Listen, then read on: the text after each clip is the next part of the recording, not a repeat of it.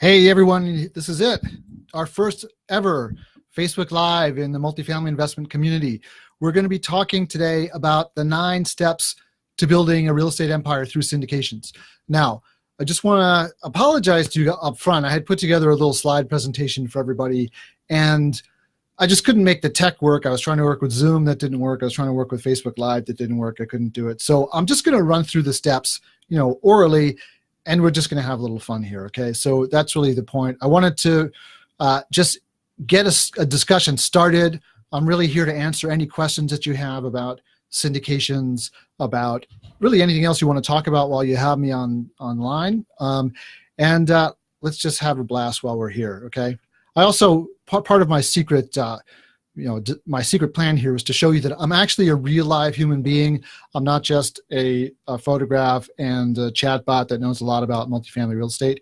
So here I am to answer your questions, okay?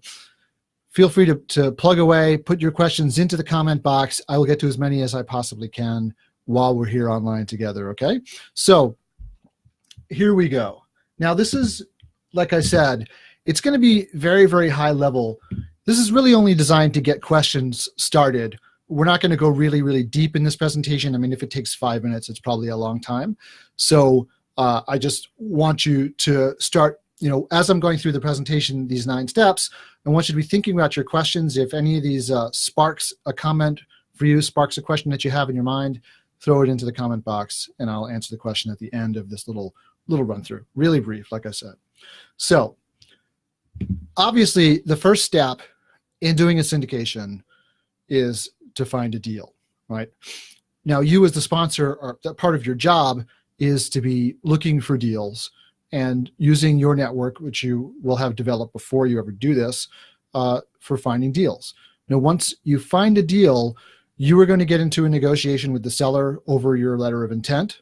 And when your letter of intent is fully worked out and you've got all the basic terms of your deal together, then you're going to go to the contract stage and you're going to get the deal under contract.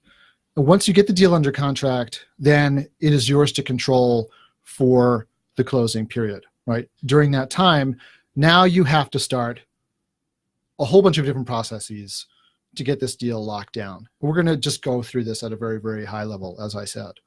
So you have the deal under contract. And one of the first things that you're going to do from a syndication point of view, not from an operations point of view, but a syndication point of view, is that you're going to form a limited liability company. Now, leave it to your attorney as to which state you form it in. There's lots of different choices. You can form it in the state where the property is located. You can form it in Delaware. There are some other states that have attractive LLC provisions. If you're the sponsor, talk to your attorney about what makes the most sense. I have personally done them in Delaware. That's a pretty standard thing to do. Once you have your LLC formed, right? So you're going to be going on a couple different tracks. You've got the syndication track on one hand, and you've got the sort of due diligence track on the other hand. You're going to be doing them both at the same time.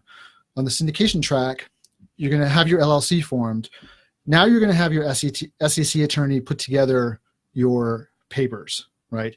I realize I've lost track of the steps. We're still on step 3, right? So you're going to form a limited liability company. And step 4 is you're going to sell shares in the LLC to your investors. Now, the way this works is you're going to do this through a private placement memorandum, which you have your SEC attorney prepare for you.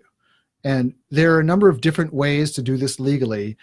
It is a little bit complicated, and I highly, highly recommend that you work with a very experienced SEC counsel to get this done, because you want to make sure that you do this right. You don't want to pull something off a shelf. You don't want to borrow somebody else's private placement memorandum and do it from that with cutting and pasting. You can get into a lot of trouble. There's also state compliance that you have to worry about. So you want to make sure that you do this right. So hire your SEC attorney, have them do the papers, right? You, in order to sell the shares in your LLC, are going to put together a marketing package, which is separate from the prospectus and the private placement memorandum. That marketing package, probably you've seen these before. There's a lot of them floating around. People show them to each other. They lay out the deal. They lay out, the expected returns, the holding period, sort of all the main points of the deal. They tend to have a lot of information in them that you wouldn't put into a PPM necessarily, like demographic information, market information, things like that are designed to explain to the investors why it is that you think this is a good deal and why they should invest. You're going to be putting that together while your attorney's putting together the PPM. You always want to show your marketing materials to your attorneys, make sure that they pass on them before you send them out to your investors. So you've got to be moving quick. Once you've got this LOI signed, even while you're negotiating the contract before the contract is fully executed, you want to be moving forward on all these things because your time frame is very limited. You have a very, very limited window. The next step is to get a mortgage. And the mortgage is going to be in the name of the LLC. You need to start, again, this process also really as soon as you get an LOI, like deep into negotiation. You want to be talking with your mortgage broker about getting term sheets, making offers to various banks and getting a bank lined up. And you want to have this term sheet signed as soon as humanly possible so that all of the due diligence that needs to be done by the lender can take place. So part of getting the mortgage, there's a number of aspects that are part of getting the mortgage. There's going to be due diligence on you. There's going to be financial background check on you and any of your partners in the deal. There's going to be identity checks on all of the investors in the deal if they're passive. Anybody who has more than 20% of the deal as a shareholder is going to be subject to financial review. There are going to be all of the third-party reports. Sorry about that. The third-party reports that are going to be needed during the bank's due diligence. So you have your property condition report, you have your appraisal, you have your environmental report, you have your survey, zoning reports, a whole host of reports that need to get done during your inspection period.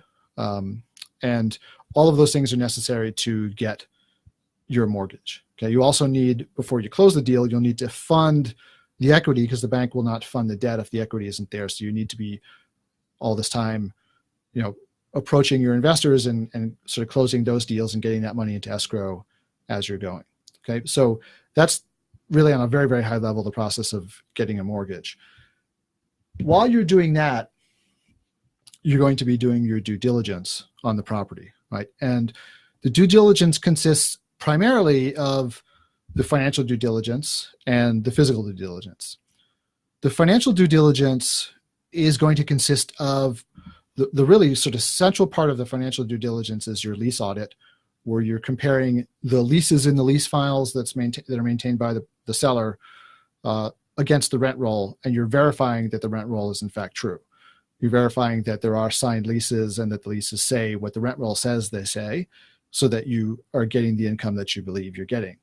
You're also verifying that people are actually living in the apartments, and it's not just a piece of paper that with someone's name on it, because if there's no one in the apartment, then you can't collect that rent. So you're doing also your unit walkthroughs as part of your financial due diligence, not just physical, to make sure that you have those people that are actually living on the premises. Part of your financial due diligence is also going to be verifying the expense side of the balance sheet, or the expense side of this sort of the operation statement. But you're going to be, pulling some bills, testing the bills against the financials to make sure that they're accurately represented.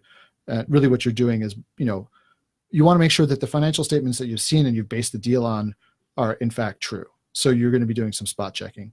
The physical due diligence side is your apartment inspections, and then you've got your physical inspections of the property. So you're going to be looking at the systems of the building, the roofs, the plumbing, the electric, and verifying that that's all in the shape that it's represented to be. And you're trying to get an assessment of the kind of capital needs that the property is going to require once you take over. You're doing that while you're doing, all these other things. So you're really kind of like running around like a chicken with your head cut off, trying to get investors in, trying to get your due diligence done, trying to get your debt locked in. The next step, we're up to step 6 now, is hiring a property manager. Now, as you can tell, these steps are not really in order. This is not the order you proceed in. I mean, you're doing all these things at the same time. So maybe we would have been better off calling this the 9 components of building an empire through syndications. But the property manager is somebody that you should be interfacing with from the very, very early on in the process, if not before you even find a deal. Your property manager is really going to be running things day to day. And as a syndicator, you are going to, as the syndicator, you are going to, sorry, I had a little moment of brain freeze here. Yes, as a syndicator, primarily your job is going to be, after you close, as an asset manager. And what an asset manager does is they manage the property from a financial standpoint. You've got your property management company that's doing the day-to-day. They're the ones who are collecting the rent checks. They're the ones who are putting new tenants in, doing background checks, fixing what gets broke on the property. You, as the asset manager, are overseeing this entire process, overseeing the closing process, overseeing the manager, and you're making the high-level financial decisions. You're making decisions about whether you go ahead with major projects and how you fund them. You're making decisions about refinancing the property, selling the property, but you're not doing the day-to-day operation. And this is a really critical thing to understand. I think a lot of people, when they go into this business, they think, oh, I'm going to be doing everything. I'm going to be managing everything, and maybe I'll have a property manager on site, but I'm going to be really doing everything. And you can't do that, because if you're functioning as everything, you really function as nothing. You have to develop a specific skill, and your skill, if you want to build an empire in real estate, is finding and funding deals, right? You need to know enough about the management process and how to oversee the manager in order to make sure that they're doing their job correctly. But you're not the person who's going to be doing that as the syndicator. You're going to be overseeing this asset from a financial point of view. The 7th step is that you close on the property. Hopefully everything has gone according to plan. You've got your funding, you've got your equity funding, you've got your debt funding. The property is as it was represented to be, and you're happy to close on it, and then you fund everything and you close. And then the last step is that you become the asset manager. You hand off the property to the property manager. There are a lot of issues around transition that we can talk about, but you hand off the property to the property management company, and you take over your role as asset manager. And essentially what your role as asset manager consists of is overseeing the property manager with weekly calls and reviewing the monthly financial statements. You're interfacing with the lender, the insurance company, anybody else that needs reports on the property. You're overseeing the annual tax filings and the preparation of financial statements. Though you're not doing them, though, you have an auditor or accounting firm to do that, but you're overseeing that process. You're reporting to investors on whatever schedule you've promised, and you're giving them annual reports. You're doing your distributions to investors on the promised schedule, and eventually you're going to sell the property and split your profits with the investors. And that's your job. Per property, this isn't a very time-consuming process, right? I don't think I spend 5 hours a month on each property in my portfolio. It's probably more like an hour or 2 a month, if that, on each property. So you can see how you can scale this up very, very quickly if you're focusing on just the aspects of raising money and finding deals. And you can scale it up even faster than that if you have a partner where one of you is the money person and the other one is the deal person, and then you can really focus your efforts and scale up even faster. But the idea is really division of labor into the most efficient allocation of resources. And you want to not be trying to do everything. You want to be having the person who's best at the task doing it. So that means if you're good at raising money, raise money. If you're good at sourcing deals, source deals. If you leave the property management alone to the property management company. And then step 9 of this process is going out and finding more investors and finding more deals. It's sort of implicit in what I just said before, but that's really your role. And if you just keep on rinsing and repeating this process, over time, your investor list is going to grow. It's going to become easier and easier to find deals. you're going to get better and better known in the market, and it's going to be easier and easier to find deals. The investors are going to come to you, the deals are going to come to you, and the process will start to snowball in a really positive way. If you produce good returns for your investors, they're going to tell other people about this. If you're marketing your firm efficiently and appropriately, you're going to be getting more people coming into your funnel, and you'll be able to introduce them into the system. Again, you need to do that in an appropriate way, so that you don't get sideways with the SEC. But there are ways to do this that are proper, and you should speak with your attorneys about them. And that's it. That's really the process. So just to review that, I know that was very, very high level, but as I said, we'll take some questions next. But your process, basically your 9 steps are: step 1, find a property; step 2, get it under contract; step 3, form your LLC; step 4, sell your shares in the LLC with a PPM; step 5 is obtain the mortgage. And I guess, for your funding, so step 5 and step 6, sell shares as funding. Step 5 is obtain the mortgage. Step 6, hire your property management company and oversee this, hand this off to them. Step 7, close on the property. Step 8, become the asset manager. And step 9 is rinse and repeat. Look for more investors and more deals. So I'm going to open this up to questions now. If you have any questions, I'm happy to answer them. I promised you this would take 5 minutes. It actually looks like it took about 15 minutes, so sorry about that. But if you have questions, please drop them into the box, and they can be about syndications or any other topic. But why don't we start with the syndication questions, and then we can move on to other topics if you want. So I see that Manish has asked a question: how much of the down payment do you try to secure before signing the LOI, if any? So I'm reading this question to mean, how much money do you need to have lined up before you sign the LOI? Now, obviously, if you could have all the money lined up at first, that would be great. But unless you have a really, really big list of people and you know that you can fund this deal, you really can't count on any of the money yet. So you're taking some risk up front. And one of the things that the syndicators do is typically you're using your own funds to fund the initial deposit on the deal. So you do have risk up front. In my experience anyway, that's what we've done. We've used our own funds to tie down the deal. And then when the deal is funded by the investors, we reimburse ourselves for that money that we put in. But you don't necessarily have any of it like lined up per se before you sign the LOI. But you should very, very early in the process, like as soon as it looks like you've got a deal, you should be reaching out to your investors and telling them and trying to drum up interest in this and trying to get some soft commitments up front. You also want to get more soft commitments than you ever need to fund the deal, because it's pretty much the case that I think you probably can't count on more than about a third of the people who say they want to invest in a deal. Probably only about a third of them are going to come through with the money. And it isn't because they were lying. It's just because life happens, right? Suddenly $25,000 or $50,000, whatever, seems like a lot of money. Or I can't tell you how many people told me they were going to invest in a deal. And then when it came down to it, they said, literally, Jonathan, I've decided to buy a new house instead. That has happened to me at least 5 times where somebody has said, Jonathan, I decided to buy a house instead of investing in your deal. So you need to have a big list of people, and you need to be working on this for a long time before you have a deal. So that's kind of a long-winded answer to that question. So Anurag asked, do you have any rule of thumb on how much of your own money do you put into a particular deal?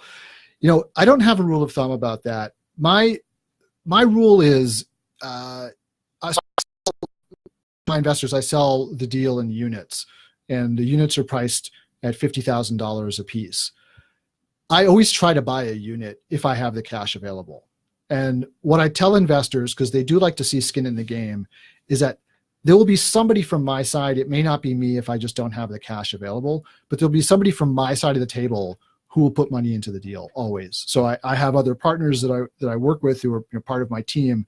Somebody will always put money in, and it'll be at least one unit. So we don't really have like a percentage that we put in per se, but I think investors are generally pretty satisfied if you say, yeah, we own a unit also. Now I'm just going to anticipate a question that you didn't actually ask. It was something that confused me when I first got into the business. And I know there are lots and lots of different ways to structure deals, but I'll just talk a little bit about the way that we do it.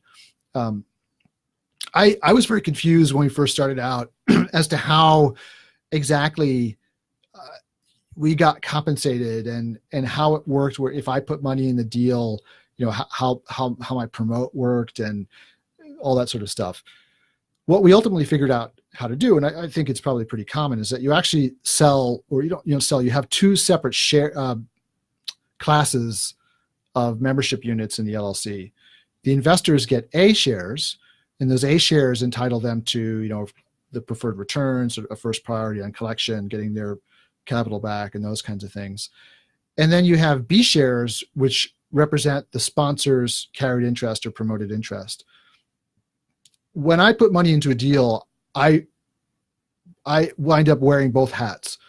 So I buy an A share, and then I have the B shares that I get as the sponsor of the deal that compensates me for everything else. So I'm actually paid in two different ways. One as a passive investor in my own deal, and the other is as the sponsor. So, or sometimes, I'll put my children's money into the deal or something like that, But my experience has been, if you tell the investors that you're also buying a share, that is enough to satisfy the skin in the game. But at the same time, it's not always necessary either. I mean, if I don't have the money to put in, just that's what happens, right? So I haven't had an investor say to me they didn't want to invest because I didn't put money into the deal. But the deal is also structured so that I don't get paid if the deal doesn't work, right? And I'm also signing on the debt, so I can't walk away. I've got skin in the game that way as well. So any other questions on syndications before I start answering other questions that other people have about other stuff? I'll give you a second. Okay, well, think up your questions. Wadris asks, the best way of finding properties. That's the toughest problem I'm having in Charlotte and surrounding markets.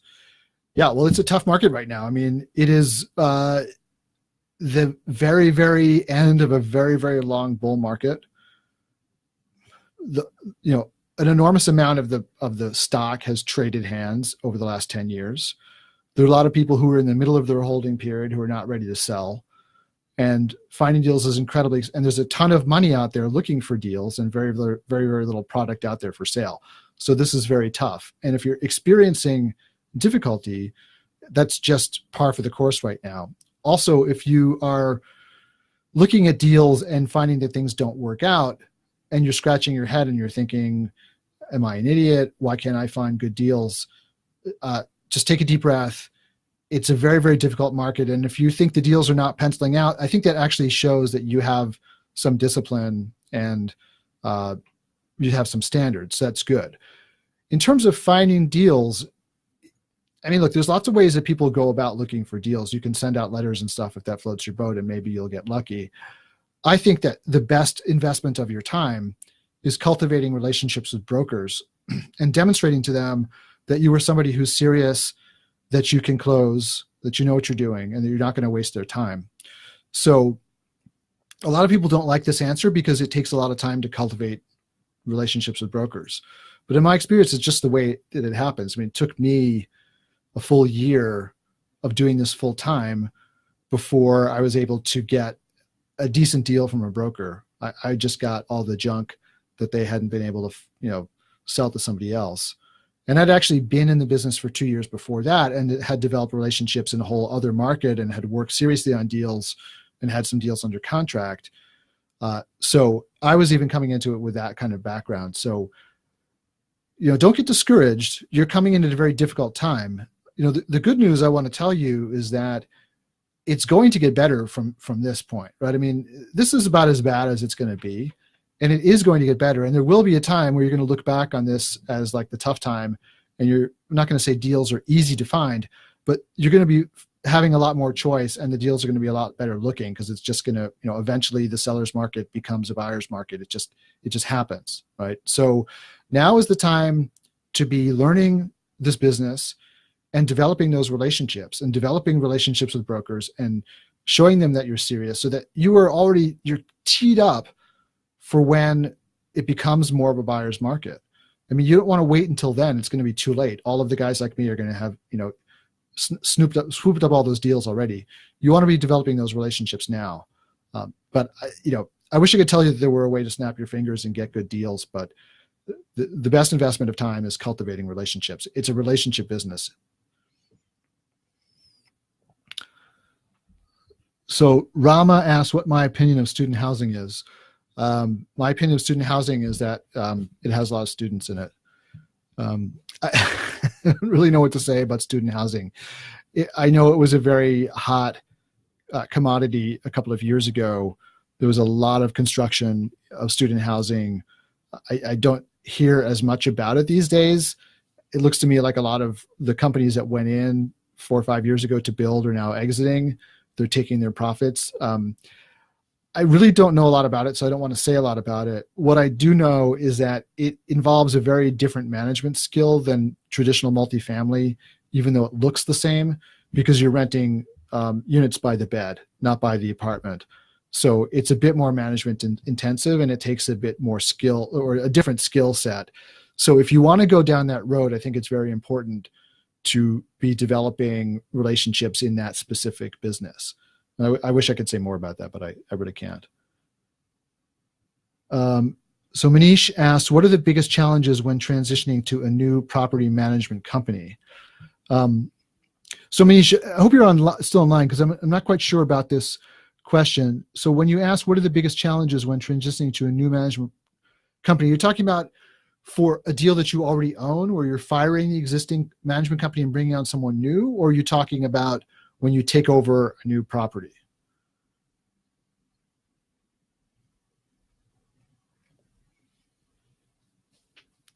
All right, well, I'll just answer the question I think he's asking. So let's assume that what you're talking about is bringing in a new management company. Oh, there you go. Okay, when you're buying a new asset and replacing the in-place property management company. Okay, so there are a number of challenges around this. One is that there's always the fear that before you close, the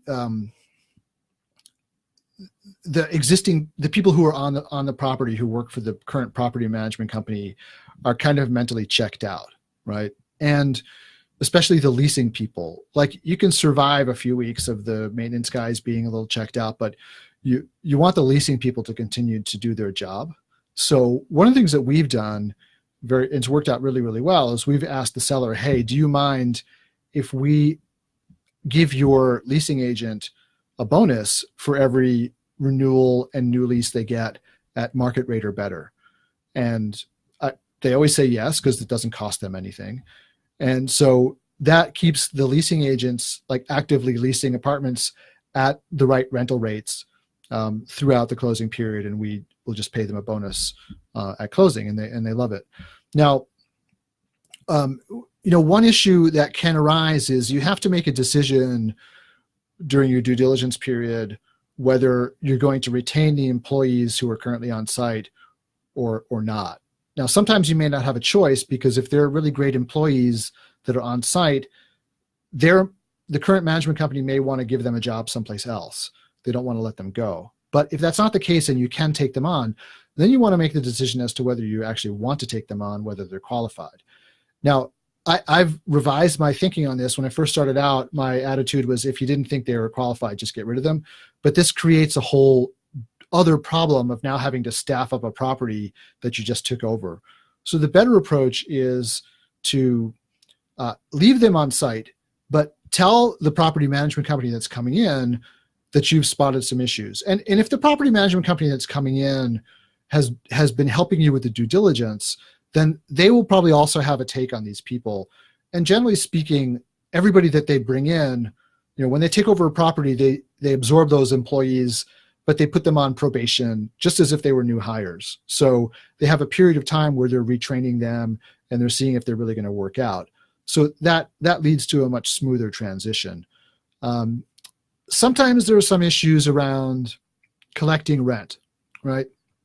You want to try to close, generally speaking, I think it's a good idea to try to close in the middle of the month, because if you close around the end of the month, then you wind up with a situation where where tenants may have paid rent to the to the seller.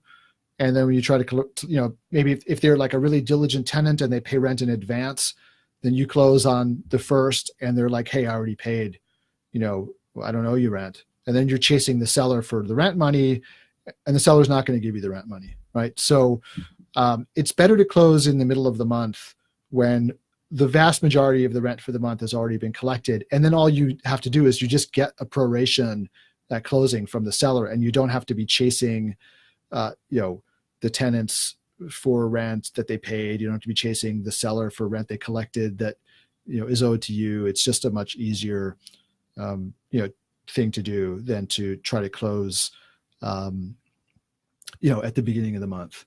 Other issues that arise are transitioning to new accounting systems. It often happens, but that's sort of like a management company issue. They have to retrain the staff. When you're interviewing management companies, you should talk to them about what their process is for transitioning a property. They should have a transition team that they can just send to the property to start getting things up to speed and helping the staff get on board with the new systems and the new ways of doing things. Another transition issue is, you'll have staff leave often that you want to keep because they get skittish and they're afraid of a new employer, so they'll quit. You also sometimes have more turnover with tenants because they are also concerned that, the devil that they knew might have been bad, but they don't know this new devil and it could be worse. So they want to get out. So you want to try to get ahead of those issues with town halls and other ways of kind of like telling the tenants like, hey, it's a great new management team here. The place is going to improve. All the problems you were having with the old folks are going to go away. We're going to fix all that stuff. So you want to get ahead of those things. Let's see. So Anurag asks, what minimum apartment complex size do you recommend for someone starting new? At what size do you think the economies of scale work well enough to make it worthwhile? That's kind of like a tough question. There are a number of different things to consider here. For one thing, one thing that I meant to touch on with the mortgage aspect of the syndication is that for commercial properties, and that's anything that's 5 units or more, you are the bank is not lending based on like your income, your ability to pay, or the value of the property as they value it.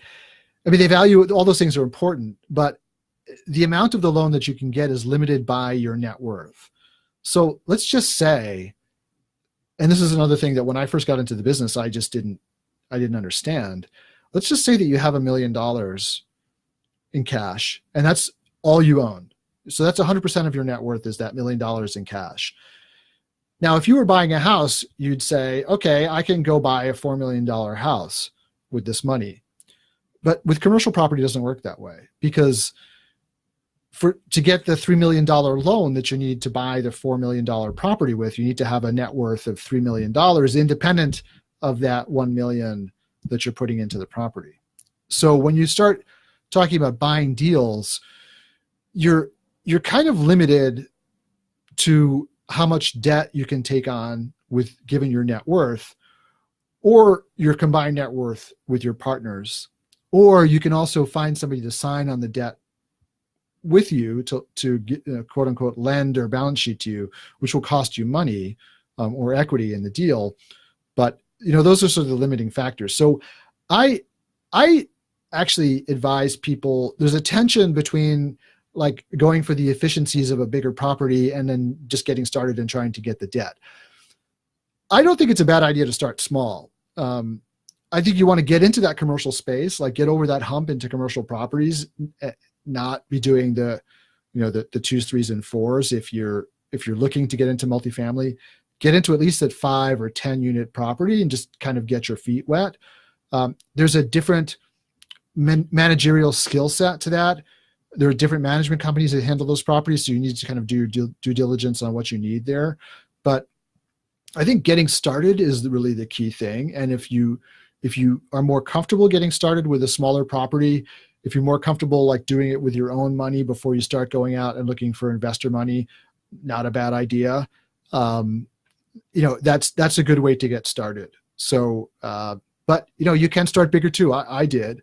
If you're in a fortunate position where you have people who want to invest with you, even when you're getting started out, then you can go bigger. But you may run into sort of like these balance sheet issues and things like I did. So that's the thing to consider.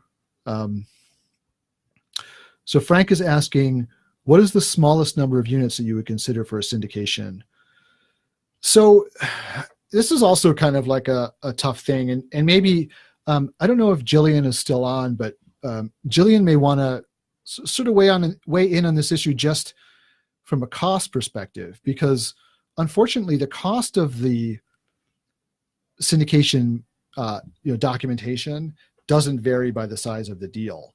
So it may not be worth your while to do it if it's really a small deal, because if you're doing like $500,000 deal, you may not want to spend $12,000 or more on a syndication, on syndication documentation. But maybe you do. It really depends. Maybe the deal works at that level.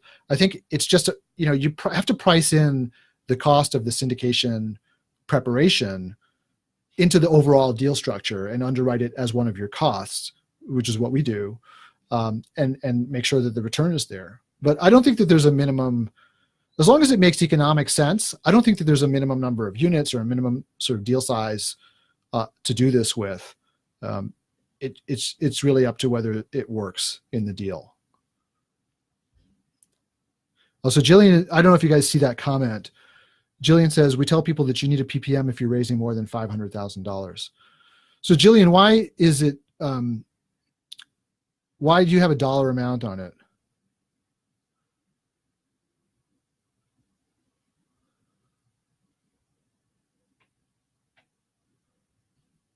Oh, okay, that's a good deal. So I don't know if you guys are reading the comments, but Jillian says if you're raising less than $1 million, they charge $10,000 for everything.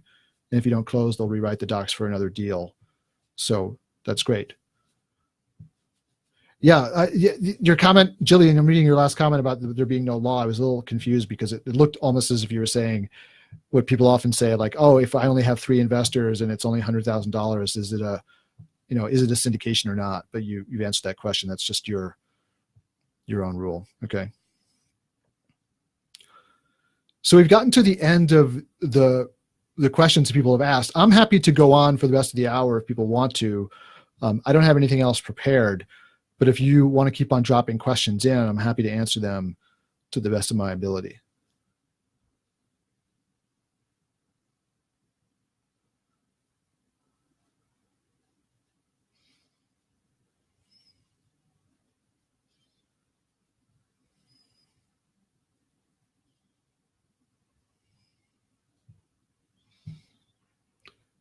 Any other questions?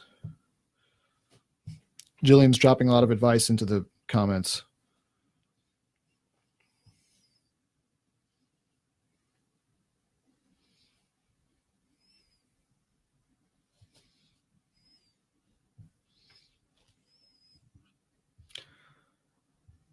All righty then.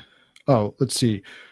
Yes, Frank, the video will be on the page. It should be uploaded. I think it gets uploaded pretty much instantaneously. So you can watch the comments from the beginning. So Anurag asked, in my experience, does direct mailing help in finding deals? Now, I have never done direct mail, so I cannot say from my experience that it helps. I know people have found deals this way. My friend John Cohen at JC Property Group, I know that he's done some mass mailing with some success. He's picked up a couple of deals that way. So yes, does it work? It does work. It's a numbers game, and you have to be prepared to spend a lot of money. And frankly, in this market, I don't think it's necessarily going to work any better than at any other time. I mean, in my experience is that maybe it depends on what kind of property you're looking at. If you're looking at smaller deals, maybe you have owners that are a little less sophisticated. On the other hand, they're being completely bombarded with mail right now. Everybody's doing this. But I think when you get to, if you're looking at bigger properties, sellers tend to know what their properties are worth. And I don't know if you really get like a better deal by doing direct mail. And I think there's also a tendency, I mean, I can speak to this directly, that like, I don't want to have to try to run a sale myself or negotiate a sale process myself. I'd just rather hand it off to a broker to get it done. So, maybe other people think differently than me, but I think it's a low percentage play, but it works. It does work.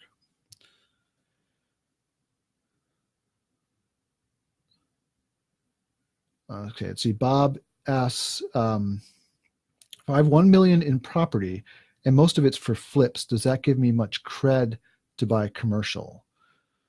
So is that, well, first of all, is that $1 million in property that you currently own, or is this like $1 million worth of deals that you've done in flips? Because are you asking like the net worth question, or are you asking the experience question? And forgetting debt, I assume, is kind of what you're asking. Can you clarify that in the comments?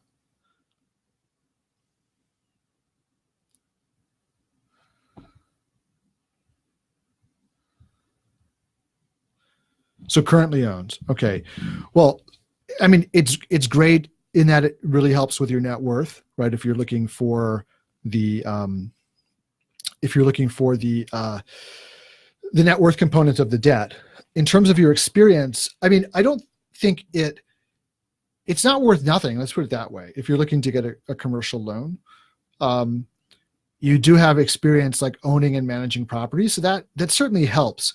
I think in this case, what you might want to do is work with a mortgage broker in trying to get the debt, because the mortgage broker is really going to go to bat for you with the lenders, and they have the relationships with the lenders. So they have credibility with the lenders already. The lenders are going to listen to them if they say, hey, look, this guy, we know on paper, he doesn't have any multifamily experience per se, but he has all this property experience. He's been around the block.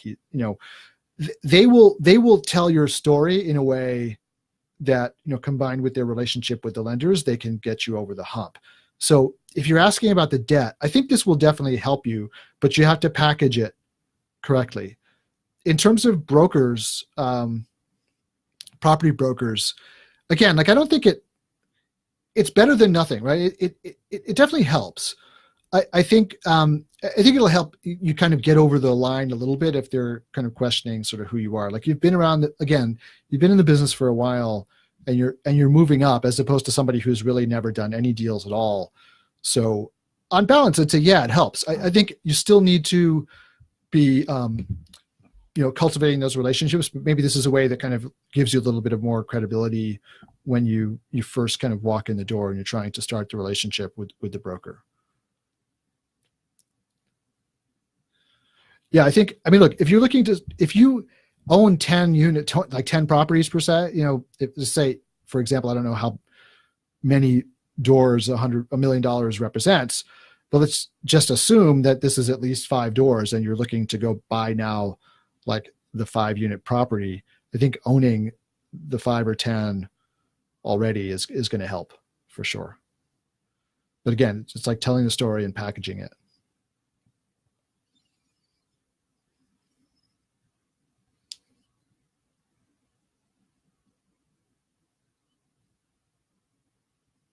All right, who's next?